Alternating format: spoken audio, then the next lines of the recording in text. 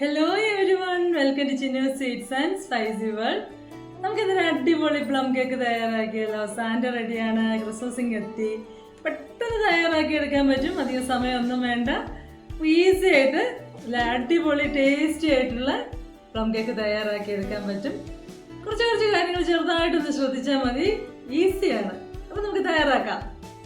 ആദ്യമേ നമ്മൾ ചെയ്ത് വെക്കുന്നത് ഫ്രൂട്ട്സ് സോക്ക് ചെയ്യാണ് കേട്ടോ. ഫ്രൂട്ട്സ് നേരത്തെ തന്നെ നമുക്ക് കുതിർത്തൊക്കെ വെക്കാം, എല്ലാം റെഡിയാക്കി വെക്കാം. ഇതിപ്പം അപ്പോഴാണെങ്കിലും ഒരു അരമണിക്കൂർ മുമ്പ് ചെയ്താലും മതി. ഞാനിതൊരു ഓവർനൈറ്റ് വെച്ചിട്ടുണ്ട്. നമുക്കിഷ്ടമുള്ള നമ്മുടെ കയ്യിലുള്ള ഫ്രൂട്ട്സ് എല്ലാം എടുക്കാം കേട്ടോ. ചെറി, പിന്നെ സീഡില്ലാത്ത കുരുവില്ലാത്ത ഉണക്കമുന്തിരികൾ, പിന്നെ ഡേറ്റ്സ് എടുക്കാം. അങ്ങനെയുള്ള നമ്മുടെ കയ്യിൽ അവൈലബിൾ ആയിട്ടുള്ള എല്ലാ ഫ്രൂട്ട്സും നമുക്ക് എടുക്കാം.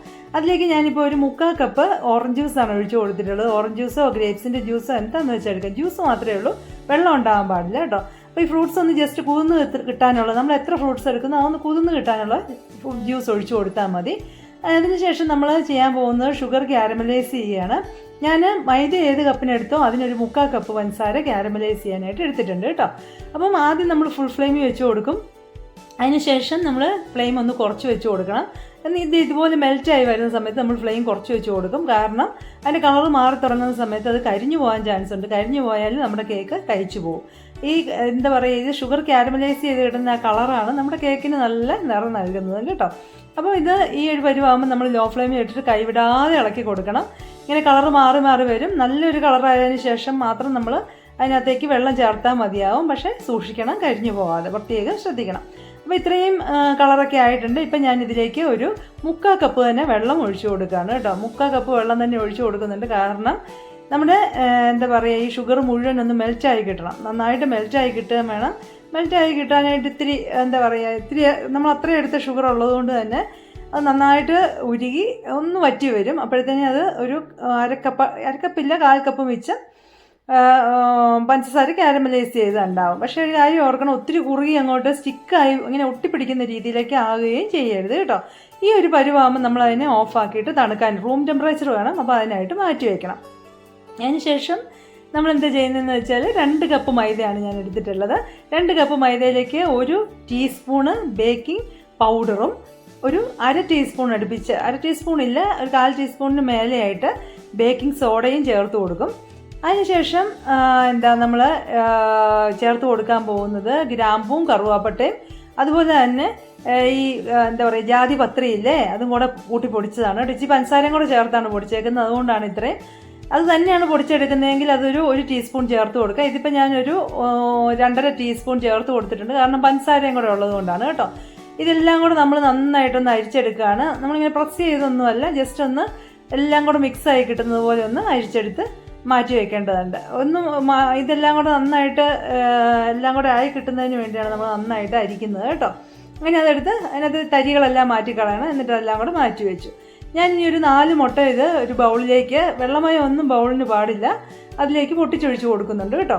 4 മുട്ട പൊട്ടിച്ചൊഴിച്ച് കൊടുത്തതിന് ശേഷം നമ്മൾ അതിനെ നന്നായിട്ട് ബീറ്റ് ചെയ്യാൻ പോവാണ്. നമ്മൾ ബൗളിൽ ഒഴിച്ച് ബീറ്റർ വെച്ച് ബീറ്റ് ചെയ്യുക, അല്ലെങ്കിൽ വിസ്ക് ഉപയോഗിച്ച് ബീറ്റ് ചെയ്യാം. ഒന്നുമില്ലെങ്കിൽ മിക്സിയുടെ ജാറിലിട്ടിട്ടും ബീറ്റ് ചെയ്യാം. ഞാൻ ഇതുപോലെ ഒരു വിസ്ക് എടുത്തിട്ട് വെറുതെ ബീറ്റ് ചെയ്യുന്നേ ഉള്ളൂ. നന്നായിട്ട് ബീറ്റ് ചെയ്ത് കൊടുക്കുക. ഒരുവിധം പതഞ്ഞ് വരുന്ന സമയത്ത് നമ്മൾ അതിലേക്ക് ഒരു 1/2 കപ്പ് പഞ്ചസാരയായിട്ട് 1/2 കപ്പാണ് കേട്ടോ. പൊടിച്ച് കഴിയുമ്പോൾ ഉള്ളതല്ല ഞാൻ പറയുന്നത്. 1/2 കപ്പ് പഞ്ചസാര പൊടിച്ചത് കുറച്ചായിട്ട് ചേർത്ത് കൊടുത്തിട്ട് നല്ലതുപോലെ മിക്സ് ചെയ്ത് ബീറ്റ് ചെയ്തെടുക്കുകയാണ് കേട്ടോ.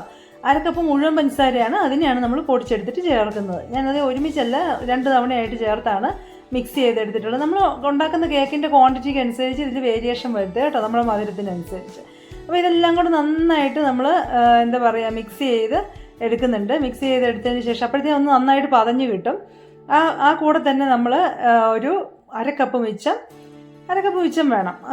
നമ്മൾ മൈദ എടുത്ത് അതേ പാത്രത്തിന് ഒരു 1/2 കപ്പ് മിച്ചം എണ്ണ ഒഴിച്ച് കൊടുക്കുകയാണ്. വെളിച്ചെണ്ണ ഒഴിക്കരുത്, ഏതെങ്കിലും വെജിറ്റബിൾ ഓയിൽ, സൺഫ്ലവർ ഓയിൽ ഏതെങ്കിലും ഒഴിക്കുക. ആ കൂടെ ഒരു നുള്ളു ഉപ്പും കൂടെ ചേർക്കുന്നുണ്ട് കേട്ടോ.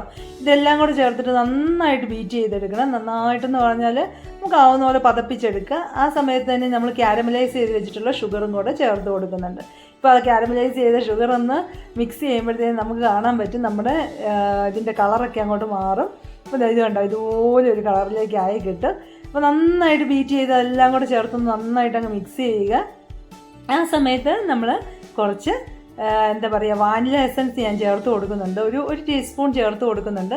അത് ഓപ്ഷനിലാണ് കേട്ടോ, നിങ്ങൾക്ക് വേണമെങ്കിൽ മാത്രം വാനില എസൻസ് ചേർത്ത് കൊടുത്താൽ മതി. ഞാനിപ്പോൾ ഒരു ടീസ്പൂണൊന്ന് ചേർത്ത് കൊടുക്കുന്നുണ്ട്, അത് നിർബന്ധമൊന്നുമില്ല. അപ്പോൾ ഇത്രയും ചേർത്തിട്ട് വീണ്ടും ഒന്നുകൂടെ മിക്സ് ചെയ്യുക. നന്നായിട്ട് മിക്സ് ചെയ്ത് ഇങ്ങനെ ഒന്ന് പതഞ്ഞ് വരുന്ന സമയത്ത് നമ്മളിനി നമ്മുടെ ഡ്രൈ ഇൻഗ്രീഡിയൻസ് നമ്മൾ മിക്സ് ചെയ്ത് വെച്ചിട്ടില്ലേ അത് ചേർത്ത് കൊടുക്കാൻ വേണ്ടി പോവുകയാണ്. അപ്പോൾ അതെല്ലാം കൂടെ ഒന്ന് കുറച്ച് ബാച്ച് ബൈ ബാച്ചായിട്ട് കുറേശ്ശെ ചേർത്ത് കൊടുത്ത് മിക്സ് ചെയ്യാം. കട്ട കെട്ടാതെ ഒന്ന് ഒരേ സൈഡിലോട്ട് തന്നെ നല്ലതുപോലെ മിക്സ് ചെയ്ത് കൊടുക്കുക. അങ്ങോട്ടും ഇങ്ങോട്ടും എല്ലാം ഒന്നും ഇട്ട് ഇളക്കരുത് കേട്ടോ, ഒരു സൈഡിലോട്ട് നന്നായിട്ട് മിക്സ് ചെയ്ത് കൊടുക്കണം. ഞാനിപ്പോൾ എന്താ പറയുക ഇത് മാറ്റി കൊടുത്തിട്ട് സ്പാച്ചില എടുക്കുകയാണ് കേട്ടോ.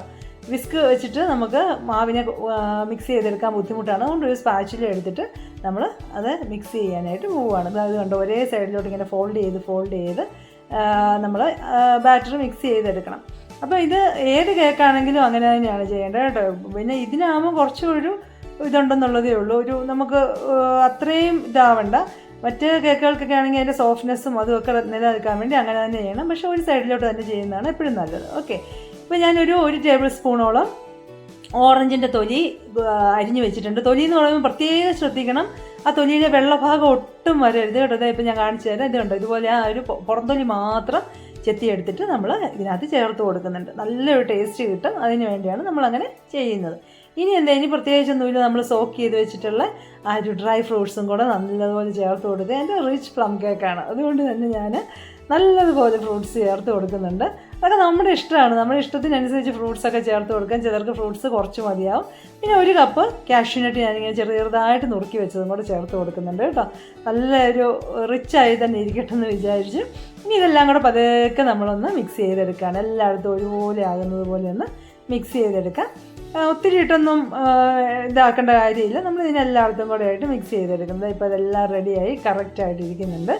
ഈ സമയത്ത് നമ്മൾ ഇനി ട്രേയിലേക്ക് ബട്ടർ പേപ്പർ വെച്ച് ഞാൻ റെഡിയാക്കി വെച്ചിട്ടുണ്ടായിരുന്നു കേട്ടോ. ലേശം എണ്ണ തൂവി കൊടുത്തതിന് ശേഷം ആ ബട്ടർ പേപ്പർ അടിയിൽ വെച്ച് കൊടുക്കുകയാണെങ്കിൽ നമുക്കിത് ഡീമോൾഡ് ചെയ്തെടുക്കാനായിട്ട് എളുപ്പമുണ്ടാവും. അതുകൊണ്ടാണ് ഇനി അതിനകത്തേക്ക് നമ്മൾ ബാറ്റർ ഒഴിച്ച് കൊടുക്കുകയാണ്. ഇതിനു മുമ്പ് നമ്മൾ ആദ്യമേ തന്നെ നമ്മുടെ ഓവനുള്ളവർ പ്രീഹീറ്റ് ചെയ്തിടണം. ഇപ്പം നമ്മൾ ചരുവത്തിലാണെങ്കിലോ ഒക്കെ ആണെങ്കിൽ അതൊന്ന് പ്രീഹീറ്റ് ചെയ്യാൻ വേണ്ടി ഇടണം കേട്ടോ. ഇത് നമ്മൾ തുടങ്ങുന്ന സമയത്ത് ഇട്ടാൽ മതി. പിന്നെ ഇനിയിപ്പം ഇതിൻ്റെ ബാറ്റർ നമ്മൾ ഈ ട്രെയിലോട്ട് ഒഴിച്ചു കൊടുത്തിട്ടുണ്ട്. അതിനെ നമ്മളൊന്ന് തറയിൽ എവിടെയെങ്കിലും ഇട്ടൊന്ന് നന്നായിട്ട് ടാപ്പ് ചെയ്തിട്ട് ഇതിൻ്റെ മുകളിൽ കാണുന്ന ബബിൾസ് പോലെയുള്ളത് മൊത്തം കളയണം. അത് കളഞ്ഞെടുത്തില്ലെങ്കിൽ നമ്മുടെ കേക്കിന് ഇടയ്ക്കെല്ലാം ഇങ്ങനെ ഹോള് പോലെ ഇങ്ങനെ വീണിട്ടുണ്ടാവും. അപ്പം ബീറ്റ് ചെയ്ത് ഇങ്ങനെ ഒന്ന് ജസ്റ്റ് ടാപ്പ് ചെയ്താൽ മതി, അപ്പോൾ അത് പോയി കിട്ടും. അതിനുശേഷം ഞാൻ കുറച്ച് ഡ്രൈ ഫ്രൂട്ട്സൊക്കെ മുകളിൽ വീണ്ടും തൂവി കൊടുക്കുന്നുണ്ട് കേട്ടോ, നല്ല ഭംഗിയിലിരിക്കട്ടെ എന്ന് എഴുതിയിട്ടാണ് അങ്ങനെ ചെയ്തത്. അപ്പോൾ അതെല്ലാം കൂടെ ചെയ്തതിന് ശേഷം നമ്മൾ നേരത്തെ തന്നെ ചൂടാവാനായിട്ട് വെച്ചിട്ടുള്ള ചരുവത്തിലേക്കാണ് ഇത് വെച്ച് കൊടുക്കുന്നത്. ചരുവ നന്നായിട്ട് ചൂടാകാൻ വയ്ക്കുക. ചരുവ എന്തെങ്കിലും പഴയ പാത്രം ഉണ്ടാവില്ല, അതിനകത്തോട്ട് ഇങ്ങനെ ഒരു ഇങ്ങനെ വട്ടത്തിലുള്ള ഒരു ഇതുണ്ടല്ലോ, എന്താ അതിന് പറയുക എന്നുള്ളത് ഞാൻ വിട്ടുപോയി. അതുപോലെ ഒരെണ്ണം വെച്ച് കൊടുത്തിട്ട് അതിൻ്റെ മുകളിലേക്ക് ഒന്നുമില്ലെങ്കിൽ ഒരു പാത്രം കമത്തി വെച്ച് കൊടുത്താലും മതി, ചെറിയ പ്ലേറ്റോ വല്ലതും. അതിൻ്റെ മുകളിലേക്ക് നമ്മൾ ട്രേ ഇറക്കി വെച്ച് കൊടുത്തു, അടച്ച് വെച്ചിട്ട് ബേക്ക് ചെയ്യാനായിട്ട് പോവാണ് കേട്ടോ. പ്ലം കേക്ക് ആകുമ്പോൾ കുറച്ച് സമയം എടുക്കും. ഒരു 40 മിനിറ്റിന് ശേഷം നമ്മൾ തുറന്ന് നോക്കിയിട്ടൊരു എന്തെങ്കിലും ഇട്ടിട്ട്, ഞാനിപ്പോൾ ഒരു കരിവേപ്പിൻ്റെ തണ്ടായിട്ട് നോക്കിയത്, ഒന്നിട്ട് നോക്കുക. അപ്പോൾ അതിൽ പറ്റി പിടിക്കുന്നില്ലെങ്കിൽ അത് നല്ല കറക്റ്റായിട്ട് റെഡി ആയിട്ട് ഇരിപ്പുണ്ടെന്നാണ്. ഒരു 30 മിനിറ്റ് കഴിയുമ്പോൾ ഒന്ന് തുറന്ന് നോക്കണം കേട്ടോ. കാരണം വെച്ചാൽ ഫ്ലെയിം കുറച്ച് വേണം ഇടാനായിട്ട്. ആദ്യം ചൂടായിരുന്നാലും ഫ്ലെയിം കുറച്ചിട്ട് കൊടുത്തില്ലെങ്കിൽ കരിഞ്ഞു പോകും. അപ്പോൾ ഇതുപോലെ അടിപൊളി പ്ലം